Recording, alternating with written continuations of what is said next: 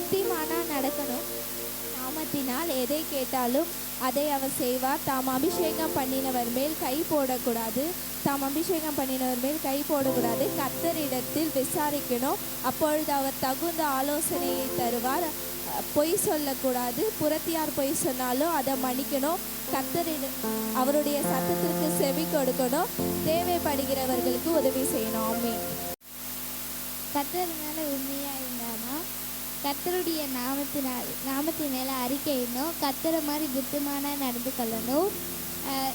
கர்த்தர் அபிஷேகம் பண்ணினவர்கள் மேல் கை போடக்கூடாது. எதை செய்தாலும் கர்த்தரிடத்தில் விசாரிக்கணும். நம்ம பாவம் செய்ததை மன்னிக்கணும். மற்றவங்களுக்கும் மன்னிக்கணும். அவருடைய சித்தத்தின்படி நடக்கணும்.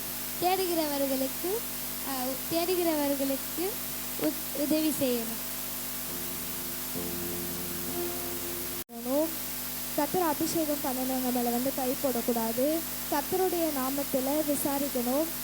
கர்த்தருடைய சத்தத்துக்கு நம்ம செவியை சாய்ச்சி அவருடைய இதுக்கு ஒப்பு கொடுக்கணும்.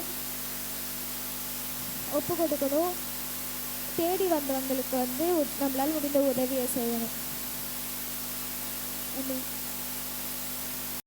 கர்த்தருடைய நாமத்தினால எதை கேட்டாலும் அது நடக்கும். கர்த்தர் அபிஷேகம் பண்ணின மேலே கை போடக்கூடாது. கர்த்தரிடத்துல விசாரிக்கணும். பிறரை மன்னிக்கணும். நம்மளுடைய தவறுக்காக மன்னிப்பு கேட்கணும். அவருடைய சித்தத்துக்கு ஒப்பு கொடுத்து அவர் சத்தத்தை கேட்கணும். தேவைப்படுகிறவர்களுக்கு உதவி செய்யணும். இருக்கணும்.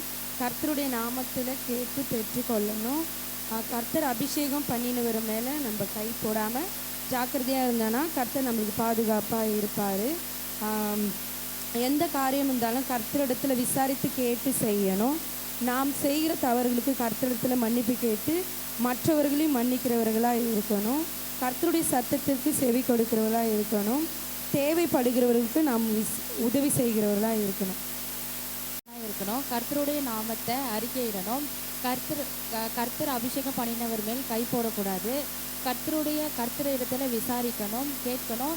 செய்த தவறுக்கு மன்னிப்பு கேட்கணும். பிறரையும் மன்னிக்கணும். கர்த்தருடைய சத்தத்திற்கு செவி சாய்க்கணும். தேவைப்படுகிறவர்களுக்கு உதவி செய்யணும். நடக்கணும். அவர் நாமத்தை அறிந்து கொள்ளணும். அடுத்து அபிஷேகம் மேலே கை போடக்கூடாது. அவருக்கு விசாரித்து எல்லா காரியத்தை செய்யணும். தவறு செய்யும்போது மன்னிப்பு கேட்கணும். அப்புறம் தேவைப்படுறவங்களுக்கு உதவி செய்யணும். அடுத்து அவர் சத்தத்துக்கு செவி கொடுக்கணும்.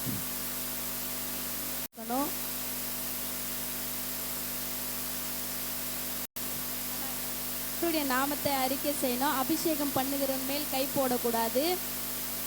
கர்த்தரிடத்தில் விசாரிக்கிறவர்களாக இருக்கணும். தன் பாவங்களை அறிக்கை செய்து விட்டு விடுகிறவர்களாக இருக்கணும். கர்த்தருடைய செய்கைக்கு சத்தத்துக்கு செவி கொடுக்கணும். தேவையுள்ளவர்களுக்கு உதவி செய்யணும். நடந்துக்கணும். கர்த்தருடைய சித்தத்துக்கு செய்யணும். கர்த்தர் அபிஷேகம் பண்ணியிருக்கனால கை போடக்கூடாது. எது செஞ்சாலும் கர்த்தரிடத்தில் விசாரித்து செய்யணும். நம்ம பாவங்களை நம்ம மன்னிப்பு கேட்கணும். மற்றவங்களுடைய பாவங்களையும் மன்னிக்கணும்.